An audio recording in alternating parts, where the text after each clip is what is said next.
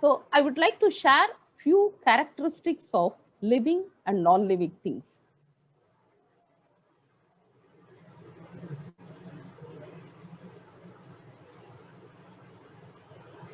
And here I have shown few pictures about living and non-living things. So the dog is a living thing, plants are living things, ant is a living thing, the crane is a living thing, the fish which lives in water is a living thing. The rest are non-living things. Helicopter, CD, cutter, camera, and then the CD player. These are all non-living things. I would like to say why they belong to living things, why few things are non-living.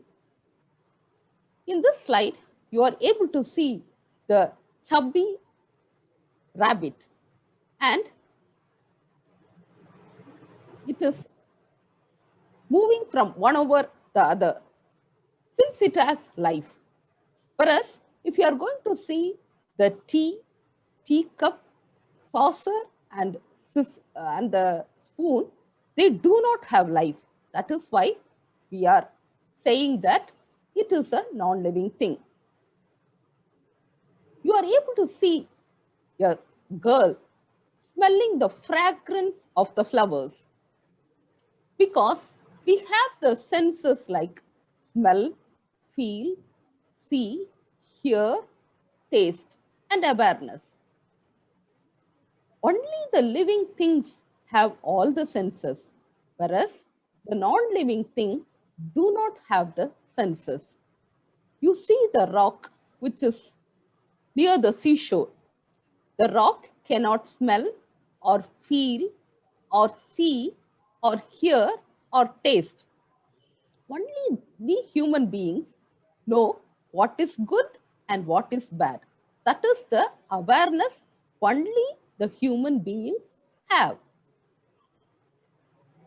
In this slide, I'm talking about the living things taking food. I hope you would have taken food in the morning, that is breakfast. After this program, you will be taking the lunch. In the night, you will be taking the dinner. So you take food. Not only the human beings, the animals, the plants, insects, fishes, everything take food. Whereas if you are going to talk about the paper or the rupee note, they cannot take food. So they are classified as non-living thing. When you talk about the living thing, they are born, they can grow and die. You are born to your parents, isn't it? And you see the baby stroller. Here, the kid is growing into an adult and die. Whereas a non-living thing, a building, it cannot be born or it cannot grow by itself. Only the masons can construct it. So it is a non-living thing. You see the group of birds flying in the V shape. They fly in this shape in order to fly for long distances without getting tired and without much strain. So, the living things can organize themselves as a group. When you're going to talk about the non living thing, that is, the chair or table, it cannot organize by itself. The wonderful thing about the living things is it can move by itself. So, when you're free, you will be playing, isn't it? You'll be running around your house.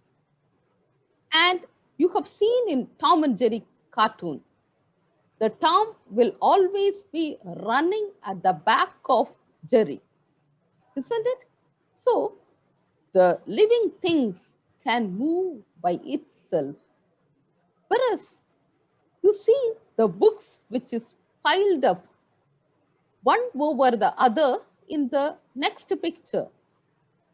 That is a non-living thing because it cannot move by itself. It is fixed to the place. The next one, we all breathe. All the living things, whether it is a plant or an animal or human being or birds, all will breathe. You see the girl taking a long breath in the sunny morning. Whereas the non-living thing, a bag, it cannot breathe. The most important thing about the living thing is it can reproduce. You see the lioness with her cub. You kids are born to your parents.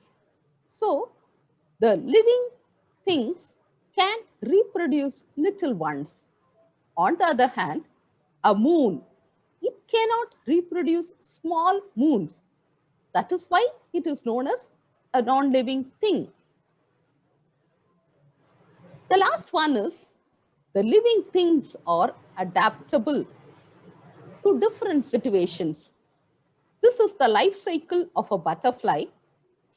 When there is heat, the eggs hatch, the caterpillar comes out, it feeds on the leaf, then it makes a protective sheath over it till it becomes an adult, and the adult comes out as a very, very beautiful butterfly. So, the living things can adopt itself to different situations. Whereas the mirror fixed to the wall, it cannot be adaptable to different situations. It cannot do anything of its own. Once it is fixed to the wall, that is it. It cannot move further or adapt to different situations. So it is a non-living thing. Let us recap what we have seen about the characteristics or the features of the living things. The living things have life, as the rabbit had. The living things have senses. All the five senses they have, along with the awareness we human beings have.